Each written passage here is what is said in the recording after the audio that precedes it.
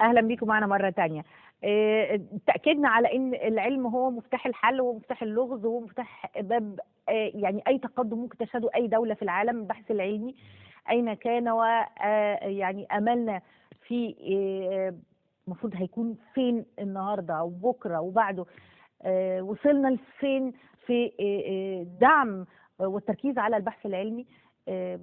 وهنتكلم ما حول هذا بقى مع ضيفكم وضيفنا اللي منورنا دايما الدكتور العالم الدكتور محمد النسائي. صباح الخير يا دكتور. صباح الفل. كنا لسه بنقول يعني في وقت الكريسماس والاعياد حضرتك موجود في مصر كويس، يعني هناك في حاله من الصقيع. ده صحيح، وانا انتهز الفرصه دي الحقيقه دينا لو تسمحي لي بس اتفضل. كلمه شخصيه. اتفضل. النهارده انا دايما بكون في المانيا بحتفل انا مم. دايما بالكريسماس ايف، يعني مساء الكريسماس. آه. بكره هو الكريسماس داي. لموضوع الالمان ده عيد ديني. الحقيقه يا جماعه اللي انا كنت عايش معاهم طول عمري وانا صغير كانوا كلهم بيروحوا يناموا وانا بروح الكنيسه. انا المسلم المتشدد بروح الكنيسه اغني معاهم في الجبل، منظر جميل جدا وروحاني. المهم انا بهني جميع المسيحيين المصريين. احنا طول عمرنا كمسلمين بنحتفل على فكره بالكريسماس، فانا بهنيهم وبتمنى ان يعني يكون عيد جميل وكله سلام ومحبه كعادتنا. يا رب يا رب. طيب انا يعني عايزين يعني الحقيقه في متابعه على استحياء كده من يعني تطور دعم البحث العلمي في مصر. بعض المهتمين وزي ما حضرتك عارف احنا شعب غير قارئ، ولكن احنا عايزين لا ده حقيقه والله. ويمكن الانترنت حلت لهم المشكله دي، اللي هو يدخل على الانترنت يقرا الخبر وخلصنا، يقرا عنوان الموضوع وخلاص ما يكملش بقيه المقاله. لكن احنا في النهايه المواطن العادي عايز يشوف مصر بتبتدي تحط رجلها على طريق البحث العلمي، نشوف ان احنا لينا في دعم حقيقي للبحث العلمي. احنا فين النهارده من ده؟ احنا محلك سر، بس محلك سر بالنسبه لدول في ظروفنا. لا احنا بنجري كمان ونتقدم بدون شك. دي انا هقول نفس الكلام اللي بقوله كل مره في هذا الموضوع الحقيقه، لان مفيش حاجه بتتغير. مهم جدا يا دينا ان احنا نفرق ما بين العلم والبحث العلمي. وفي كلمه البحث العلمي مهم جدا ان نفرق بالتالي البحث العلمي التطبيقي، وبعدين البحث العلمي التطبيقي الموجه لاحتياجات الدوله، وبعدين البحث التجريبي، وبعدين البحث النظري التجريبي. الكلام كله بيبتدي بالنظري، وده ما بيكلفش فلوس كتير، ونتيجته بتيجي بعدين قوي، وما بتبقاش قوي للشخص اللي هو عمل ده والدولة اللي فيها الشخص ده. ده تخصصي أنا. اللي بيشوف إذا كان الكلام النظري اللي أنا عملته ده صح ولا غلط. وده برضو لا بيجيب حاجة مباشرة ولا بيجيب دخل للدولة ولا أي حاجة، وبياخد وقت طويل قوي. التجريبي يشوف كلامي أنا صح ولا لا. ده مثلا في تخصصه ده شغل الدكتور أحمد زويل. يمكن احنا من اكتر الناس المعروفين، وزي ما انت شفتي كده احنا الاثنين مالناش لزوم في مصر خالص نهائي. بعدين في البحث العلمي التطبيقي ده يبقى لازم نتكلم على عدة حاجات. الطب وده عمل إنساني إلا إذا ربطناه بالسياحة، وبرجوكوا الفقرة اللي جاية تنتبهوا إليها. الدكتور اللي هيقدم الفقرة الجاية هشوف أنا بعمل له ده أهو، ده هيتكلم عن الناحية الإنسانية. لكن أنا محتاج في مصر إن أمشي على اللي قريته امبارح في المصري اليوم وفي عدد من الجرايد اللي قالوا رئيسنا الحبيب عبد الفتاح السيسي، السيد الرئيس عبد الفتاح السيسي، بيقول كل واحد الصبح يعمل حاجة لمصر الله يخليكم، احنا في موقف فده اللي مهم، ان العمل الانساني بتاع الطب ينقلب كمان الى انه عمل انساني طب سياحي عشان يجيب دخل ضخم جدا لمصر. البلاد اللي عملت كده وتقدمت هي الهند، وقلدتها اسرائيل، وقلدتها دلوقتي كمان الاردن، واحنا فين من هذا؟ نحب نشوف ده الحاجات التطبيقية الموجهة لاحتياجاتنا.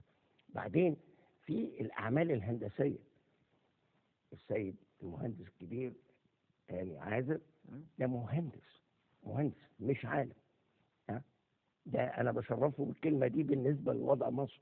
الهندسة مهمة جدا، وهكذا وهكذا. ما تحطش بقى مجدي يعقوب ومحمد نشائي واحمد الزويل وهاني نزك وتقول عليهم علماء مصر.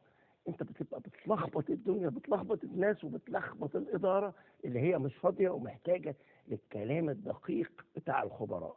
الحقيقه الاعلام والخبراء يفتقدوا الفهم لكلمه علم. ولما اقول علم بس يا ايدينا بلخبط الناس. بالعلم تتقدم الامم، ده زي ما يعني مثلا دعاء الوالدين احنا يجيب لك كل اتعلمنا حاجه. كده في المدارس. بالظبط.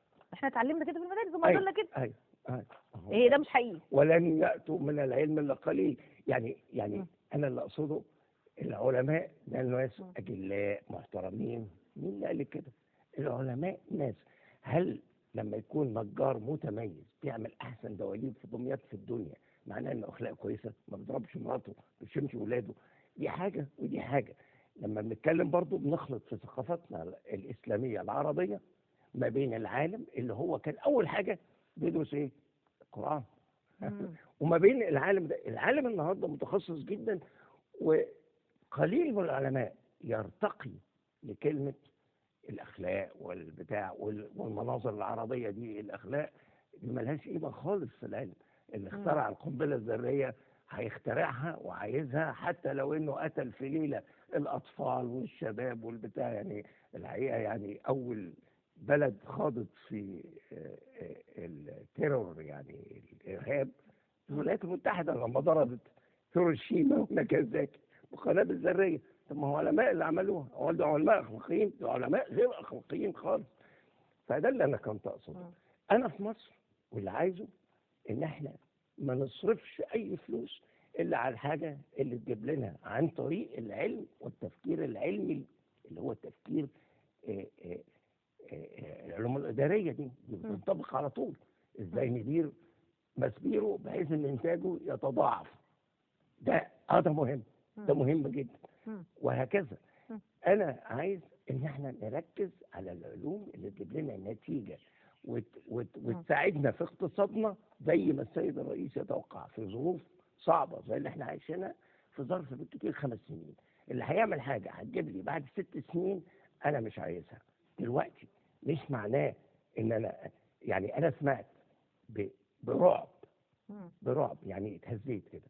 سمعت كلام في ال3-4 أيام اللي فاتوا على إلغاء مثلا التعليم المجاني. يا دي المصيبة لو عايزة كده. لا ده أنا سمعتها من مصادر موثوقة. طالما ما اتقالتش على شاشات التلفزيون المصري ولا كتبت في الجريدة الرسمية يبقى هي اتكتبت في أي جريدة؟ أي جريدة؟ ده بقى بالظبط الشخص اللي قالها خد الكلام الموثوق من الاثنين دول. ده موثوق. لا ما اللي اتقال مش بقول ان هو ده الاتجاه، لكن قيل. انت يمكن فهمتيني غلط دلوقتي من الرياكشن بتاعك. انا قلت حد قال كده مش الدوله. حد مش في الدوله، حتى الحقيقه مش ساكن هنا حتى. المهم بس بيتسمع. التعليم ملوش دعوه بالبحث العلمي، لكن من غير التعليم في البيت حتى ما هيبقاش في بحث علمي. انا حبي للعلم نشأ من والدتي. حب علماء اديسون، والدته شجعته عشان يبقى مخترع، وهكذا وهكذا وهكذا. فنقصد الكلام ده should not be across the board. ما يتقالش كده ببساطه، وانما بتفنيد وتفحيص. وفي الوقت الحالي اهم حاجه علميه هي اللي تفيد مصر في زمن اقصى 5 سنين. هنرجع الخطة الخمسية مش الخمسينية. لا خمسينية خلاص ما فيش وقت للخمسينية دي. لا هنرجع لكلامنا، خصوصا ان انا يعني عايزة في سؤال بيلح عليا اللي هو مش البحث العلمي بيتم دعمه والدول بتتغير وهي في اقصى ظروفها الاقتصادية سوءا، وبتبتدي تغير من شكل حياتها ومن من اهتماماتها بالعلم بالبحث العلمي. فاحنا اذا كنا احنا في فتره اقتصاديه او في فتره صعبه بتمر بمصر، فليه احنا، ما هو احنا ده المفروض اللي احنا نعمله. بعد ما نشوف ما بيحصلش دي. ما انا اللي قلته ده كلام عام. هنرجع لحضرتك وناخد اجابتك، بس نشوف التقرير. معلش، ما انا لازم اقول لك السؤال بعدين اسمع الاجابه بعد التقرير. هنشوف مع بعض تقرير بدو حضرتك لان حضرتك تتابعوا عن دور الدوله والمجتمع في دعم العلم والعلماء. خليكم معانا نشوف التقرير ونرجع نكمل حوارنا الشيق مع الدكتور محمد النسائي. خليكم معانا.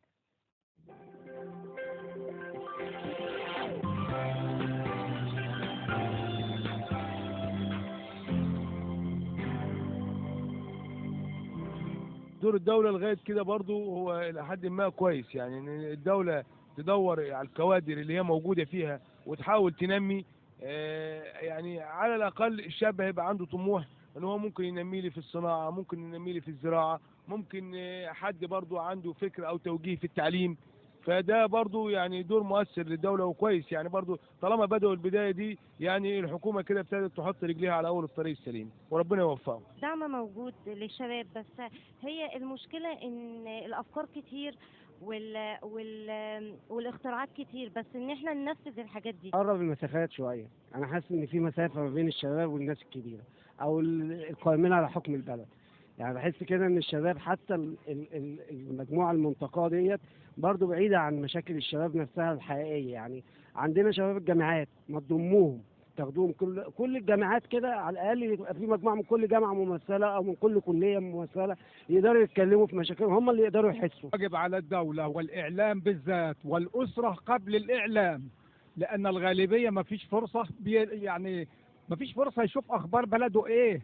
المفروض أنا كرب أسرة أجيب ابني أقول له تعالى واختبره يوميا إيه الأحداث اللي حصلت النهاردة. بلدنا بلد عظيمة يا فندم، وشبابها بسم الله ما شاء الله كله خير وكله عزم وكله قوة وإرادة، بس عايزين يتحط في المكان المناسب ونختار له المكان المناسب ليه عشان يطلع مجهوده ويطلع إمكانياته ونوفر له البيئة اللي يقدر يشتغل فيها.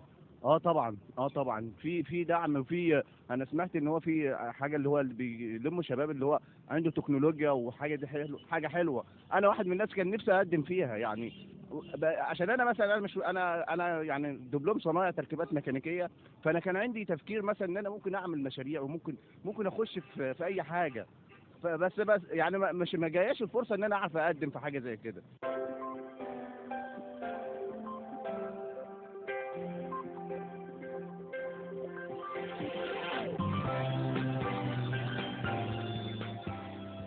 اهلا بيكم معانا مره ثانيه. خلاص شفنا التقرير. حضرتك تحب تعلق على التقرير ولا ترد على السؤال؟ انا عاجبني كلام الراجل. قال لك ايه؟ ركز على الزراعه، ركز على الصناعه.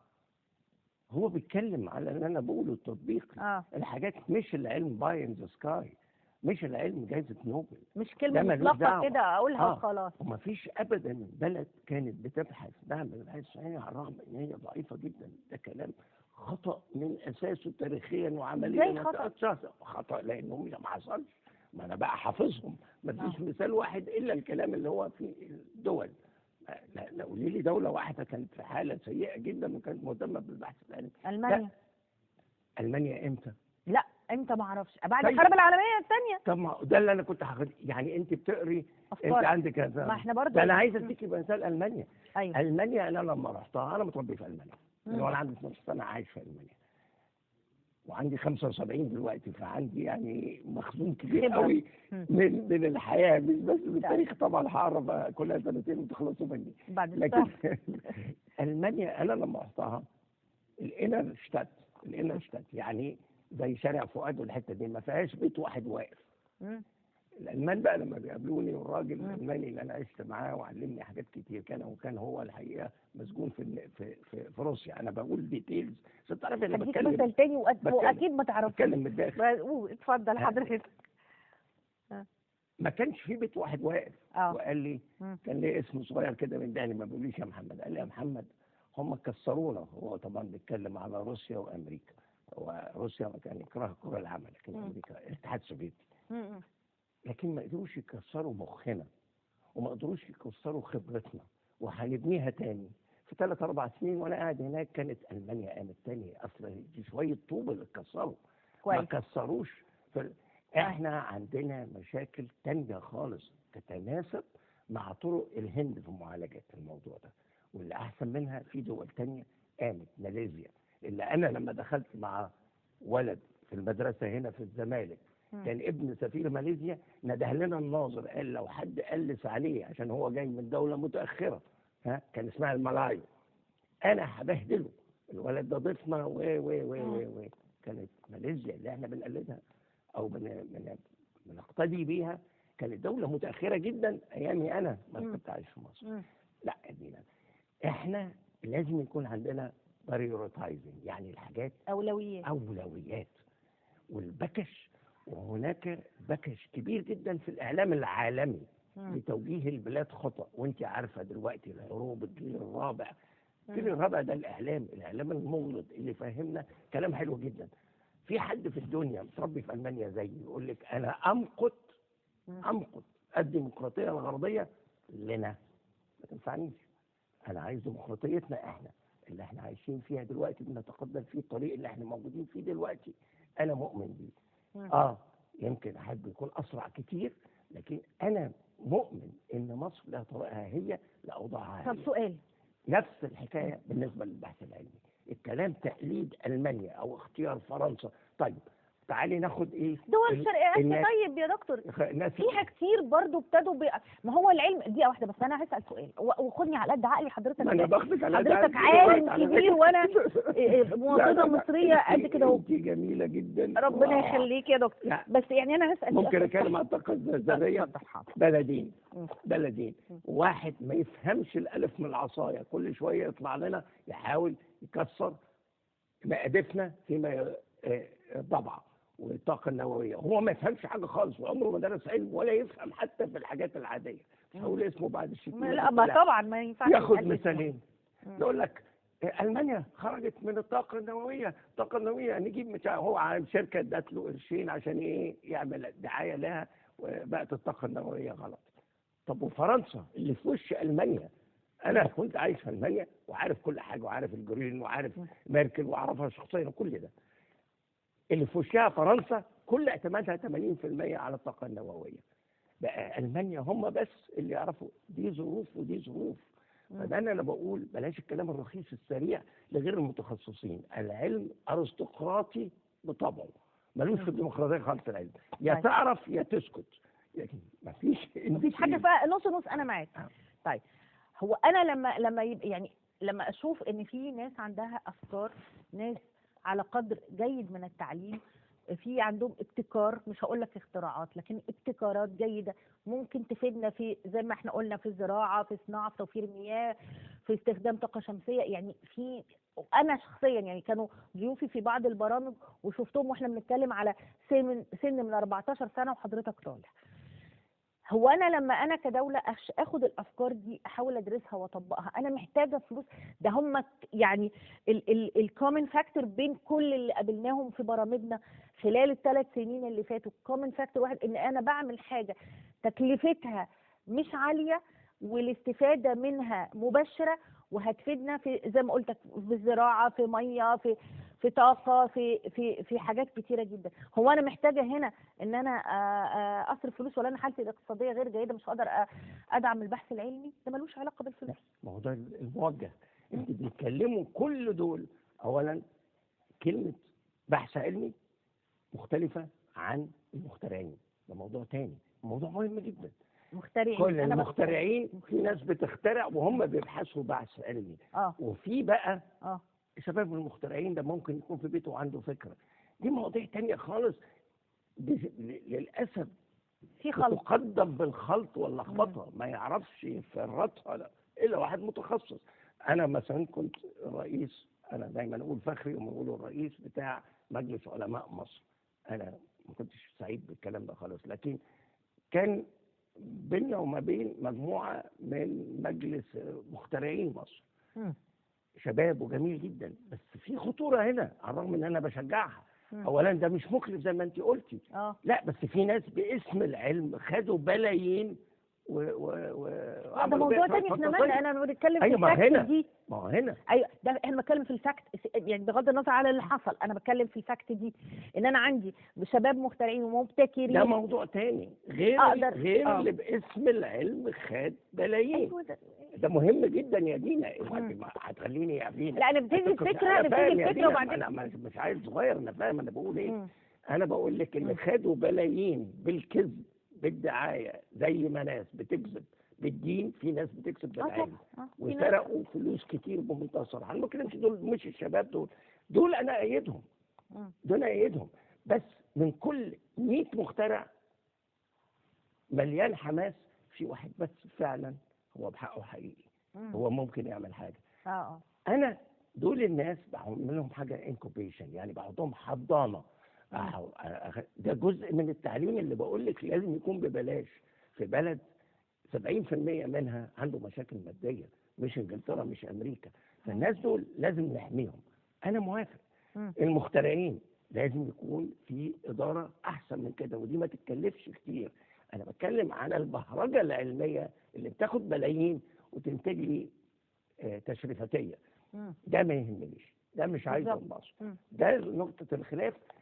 السمنتك ما بيننا هو المختلف يا دينا. انت بتقولي كلام وفي راسك تصورات تانية خالص، يبقى انا عارف اللي انا بقوله. طبعا، عشان انها مش شغلتك. زي ما انا ادخل في واحد كان برضه عالم وفاكر نفسه انه متخصص في الاعلام وعمال يدرس للاعلاميين يعملوا ايه.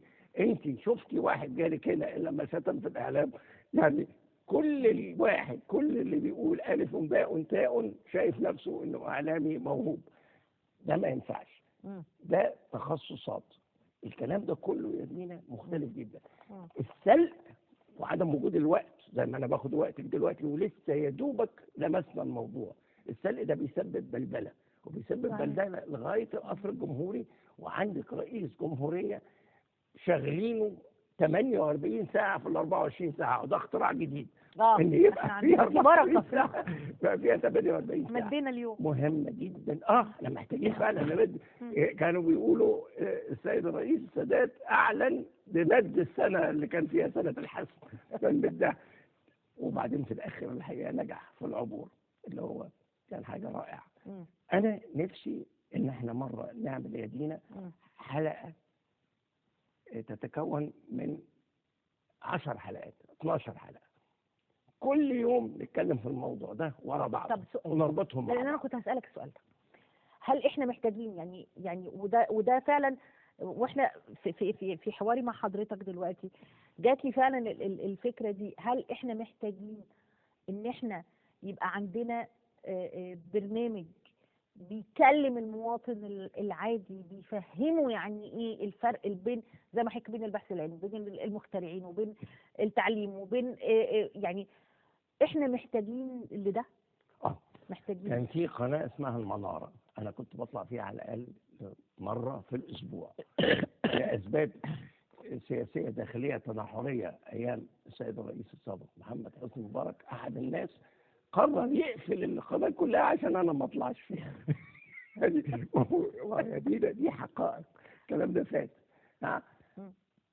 احنا محتاجين لكده، محتاجين نتكلم في حكايه العلم دي للعامه عشان يفهموا، عشان كمان لما الدوله تكون شحيحه بانها تدي فلوس يفهموا ليه، وكمان يفهموا لما الدوله تقصر فعلا في ان الشباب المخترعين نساعدهم. احنا هنخسر ايه؟ ده هم محتاجين لكلمتين حلوين، مش محتاجين لفلوس، محتاجين لمجرد تشجيع معنوي وتشجيع نفسي ان انت عملت حاجه كويسه. وبعدين هم بيتكلموا حاجه مالهاش دعوه بالبحث العلمي التراديشنال. ده ساعات ما يكونش واحد متعلم خالص زي اديسون ويخترع اللمبه، هو بيجيب حاجه ويحطها مع حاجه موجودين فعلا، وليه ما نستخدمهمش سوا؟ تكنولوجي ترانسفير. اديسون تعليمه حاجه بسيطه جدا، يعني اللي هو اخترع لنا الميكروفون واخترع لنا اللمبه اللي لغايه دلوقتي بنستخدمها، وكل دي حاجات بتبقى مواهب، لكن الدوله تقدر بس تشجع هنا. انا بخاف من اللي يستغل كلمه العلم للمجد الشخصي وللبهرجة العلمية وللاستيلاء على وتربح أراضي الدولة وأموال الدولة. طيب. لا. الربط حضرتك في كلامك، وصحح لي اذا كنت غلطانه، حضرتك في كلامك ربطت بين التعليم والبحث العلمي، يعني انا ما اقدرش ولا ده مش ربط صحيح؟ لا طبعا. في ربط ده هنا، في ربطه مهمه بين في التعليم. خطوات كمان. احنا م. أول حاجة البيت. ما حدش أبدا هيخترع حاجة في دولة كل سكانها بيجروا من صباحة ربنا لآخر عشان يلاقي لقمة عيش. ده لازم يبتدي في البيت، يكون في نوع من الرخاء المادي البسيط جدا، يعني بياكل ويشرب وفي سطح بيحميه من الشمس والبرد اللي احنا قاعدين فيه دلوقتي يا دي. احسن من اوروبا وامريكا. طبعا جمد. ده بس هم عندهم تدفئه متميزه، احنا بيتنا هنا يعني برد عن الشارع في البلد. بس النقطه ان في حاجات اساسيه لازم تكون موجوده. لأئمة العلماء وحتى واحد عبقري اوروبا وما كانش نفع بلده، تسلا اخترع يمكن القرن ال21. تسلا ده سربي وكان عايش في كرواتيا، فهرب وراح امريكا. من حظه انه دخل في تنافس مع اللي عينه وشغله اللي هو اديسون، فخرب بيته اديسون مع ان هو اذكى من اديسون حوالي 10,000 مره. فبقول لك النهايه ان الاولاد دول هيتفشوا وهتبقى مفيده للعالم. انا بصراحه في الوقت الحالي ما كنتش عايز افيد العالم خالص، انا عايز افيد بس مصر بلدي، لاني شايف ان صحيح. هي اللي تستحق المساعده دلوقتي. يعني كان في وقت يا ريتني انا كنت عالم بس تطبيقي. للاسف انا عندي النزعه، لاني اتربيت في مجتمع متقدم جدا، النزعه النظريه والنزعه بتاعت الجوائز ومش عارف ايه، دي مش مهمه جدا لمصر. الحقيقه مش مهمه خالص لمصر عشان في الوقت الحالي. الوقت الحالي بقالنا في الوقت الحالي حوالي 35 سنة. يعني احنا بقالنا في الوقت الحالي بس هي قدمت شوية، يعني قدمت شوية خلال 5 سنين. أنا أهم حاجة الاستقرار. بلاش احنا ابتدينا بتحياتي لإخواننا المسيحيين. انت عارفة قد ايه البحث العلمي اتخبط لما واحد مجنون تصرف غير راقي بما يخص هذا الموضوع اللي انا مش بذكره عشان ما افكرش نفسي بحاجات انا مش عايز افتكرها. دي بتأثر. انت محتاجه لدوله مستقره رخاء، يبتدي بقى التعليم في البيت وبعدين منه للمدرسه، والشعب كبير زينا وقوته في حجمه وحجم ارضه. 100 مليون دول 100 مليون مكنه للانتاج لما اكون انا بستخدمهم وبعلمهم، وتبقى كارثه ازاي اكلهم لما هم ما يبقوش متعلمين. فال 100 مليون دول بينتجوا. لما هذا الانتاج لازم اعلمه. يعلموا فين؟ في المدرسة، دي أهم حاجة. بعد كده بيدخلوا في الجامعة. ممكن يكون في جامعات خاصة، ممكن فين. لكن المدارس الخاصة موجودة وكل حاجة، لكن لازم يكون في بريطانيا كل واحد لازم يروح المدرسة وببلاش. يقدر يروح طبعا مدرسة خاصة. نوعية التعليم مش ده اللي مهم جدا. بعدين تعليم الجامعات للأسف. وبعدين بقى مراكز الأبحاث المتخصصة. فمثلا جمال عبد الناصر في وقته الحقيقة عمل مجيد بأنه بنى مركز القومي للبحوث، عمل الطاقة الذرية. مين اللي هو بعطلها لغاية يومنا هذا؟ الغرب اللي بيتكلم عن طبعا لأنك ما علينا أنا بشكر حضرتك جدا العالم الدكتور الأستاذ محمد النشائي، يعني حوار شيق دايما مع حضرتك. صباح عليك مرة تانية. ومزعج أنا. لا خالص لا يا دكتور، كل سنة وحضرتك طيب. كل سنة وحضرتك طيب. مشاهدينا الكرام، بعد الفاصل هنلتقي عن السياحة العلاجية وحوار مع ضيفكم وضيفنا الأستاذ الدكتور طارق السيد أستاذ الأمراض الجلدية. خليكم معانا ومتابعينا بعد الفاصل. نصبح عليك.